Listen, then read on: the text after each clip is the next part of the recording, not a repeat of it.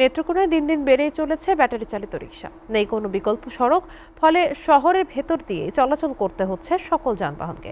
এতে যানজট বেড়ে চলেছে, ভোগান্তিতে সাধারণ মানুষ। এই বিষয়ে বিস্তারিত জানাতে নেত্রকোনা থেকে যুক্ত হচ্ছেন সহকর্মী দেবল চন্দ্র দাস।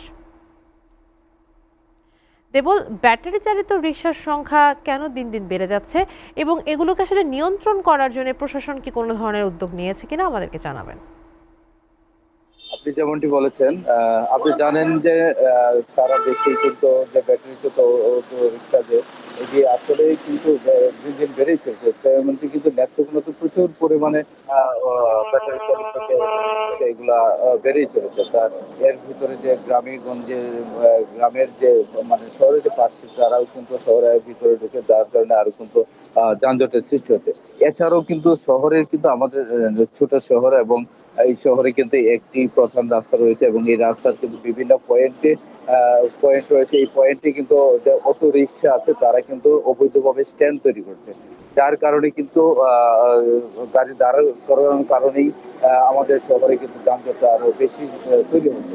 তো এই বিষয়ে আপনি যেমনটি বলেছেন যে নিয়ন্ত্রণের বিষয়ে কিন্তু পৌরসভার পক্ষ থেকে কিন্তু বিভিন্নভাবে তারা কাজ করছে তারা নিয়ন্ত্রণ করার জন্য। এছাড়াও প্রশাসনিক ভাবেও তারা এটাকে নিয়ন্ত্রণ করার চেষ্টা করছে। কিন্তু তারপরে কিন্তু এখানে কিন্তু অনেক মানুষের জীবিকা নির্বাহের একটা ব্যবস্থা রয়েছে। যার কারণে প্রশাসন ওই জোরালো ভাবে কিন্তু তারা ব্যবস্থা নিতে পারছে না। তারপরেও আমি পুলিশ প্রশাসনের সাথে কথা বলছি, তারা কিন্তু এটিকে নিয়ন্ত্রণ করার জন্য বিভিন্নভাবে পদক্ষেপ নেওয়ার চেষ্টা করছে। তো এছাড়াও জেলা প্রশাসনের পক্ষ থেকেও তো কিন্তু তারা মনিটরিং করছে যাতে এটাকে নিয়ন্ত্রণ করা যায় আর কমানো যায়। তারা কিন্তু চেষ্টা করে যাচ্ছে।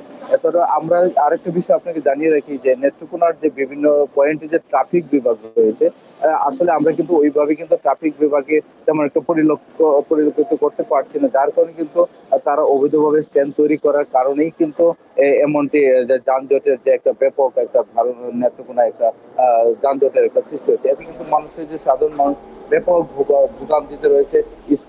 স্কুলগামী ছাত্রছাত্রীরা কিন্তু তারা মানে ব্যাপকভাবে যানজটের সৃষ্টি হওয়ার কারণে কিন্তু অনেক সময় সময় মতো কিন্তু স্কুলে পৌঁছতে পারছে না।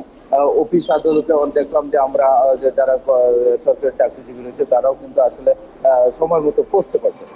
তো আসলে সব মিলে কিন্তু নেত্রকোনা শহরের যানজট একটা ব্যাপক আকার ধারণ করেছে। এটা নিয়ন্ত্রণে সবাই কিন্তু সবার একটা দাবি যাতে দ্রুত এটা নিয়ন্ত্রণ করা হয়। তো আমার কাছে এই ছিল নেত্রকোনা থেকে সর্বশেষ করেছি। দেবল, আপনাকে ধন্যবাদ।